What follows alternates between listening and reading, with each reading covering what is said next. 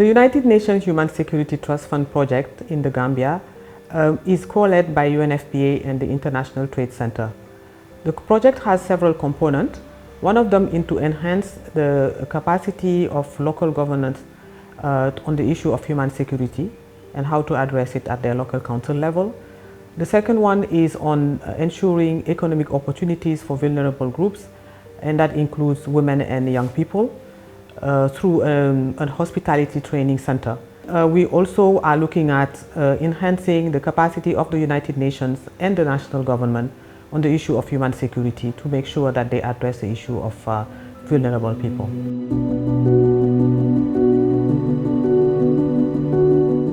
In January 2019, the government of the Gambia, together with the Senegalese government, launched the Senegambia Bridge around North Bank region and then Lower River region.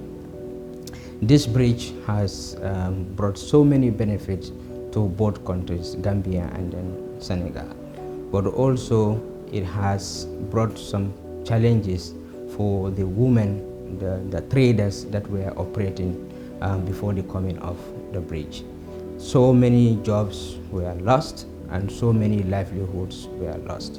As a result of that, ITC, together with UNFPA, thought that it's important for us to work together to ensure that those livelihoods that have been lost, those jobs that have been lost, are being activated in a way that they will be able to help themselves. This project was conceived to ensure that the vulnerability of these groups are also reduced, but also to really ensure that we're able to really enhance the capacity or the business capacity of women and girls along that corridor from the North Bank to the Lower River region. A lot of young people have been enhanced in my area.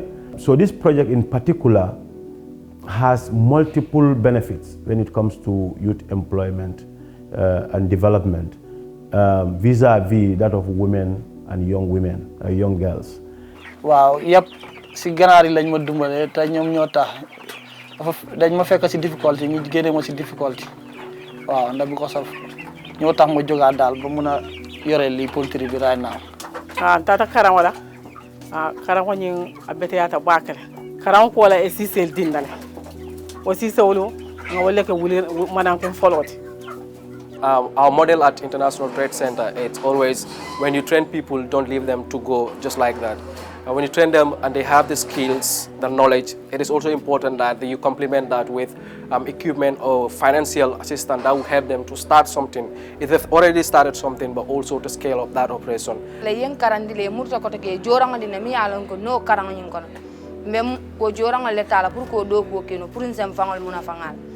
So together with our partnership with Masakongo Area Council and GTHI, we also constructed a hospitality training center in Masakongo that can accommodate up to 100 students at a time, offering different training programs. And currently we have 40 women and young people undertaking trainings at the center. So we have equipment and material that is being provided for by the project, and this equipment and materials are state-of-art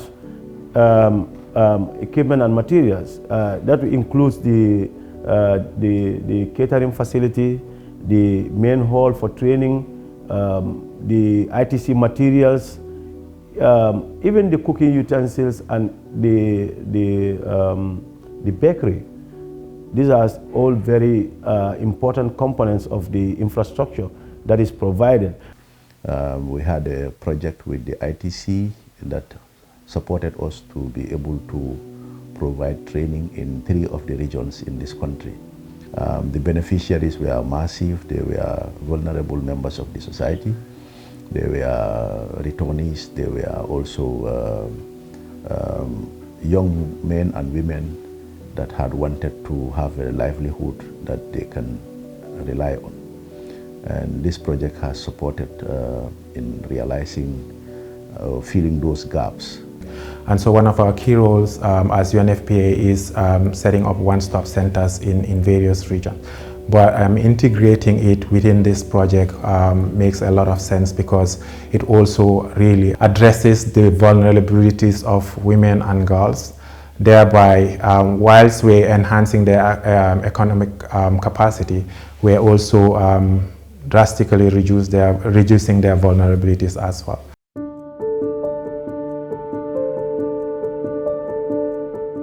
We also try to create an interface between communities and their decision makers. Because we are working in two local government areas, that is the Mansa Konko Area Council and the Kerawan Area Council, we thought it wise to really bring local government authorities who are the decision makers in the area to interface with their communities, to understand what the needs of the communities are, but to also build the capacities of the councils to respond to the needs and welfare of the people within those communities. And NCC also happened to be part of the implementers of this project, and the focus of the NCC in this project was to strengthen the capacities, strengthen governance and participation at the local government levels. In this, several interventions were done, several trainings were conducted by the NCCE to contribute to the realization of the objective of the project. So when I had this training, I work hand in glove with my communities and tell them what is their rights and what I should do. We learn a lot from NCC on that training, because it really motivates us to talk about our responsibilities, but it motivates us to know what to do in our various wards, in our various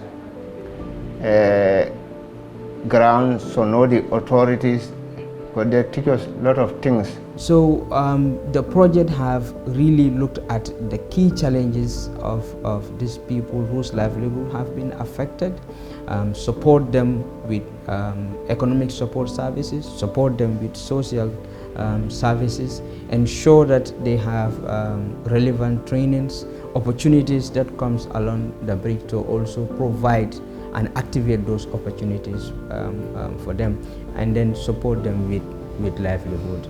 So I believe the project have had a great impact on the lives of these people, and together with our partnership with MP2F, we believe that a lot more support will be delivered to these people, and then their livelihoods will be reinstalled.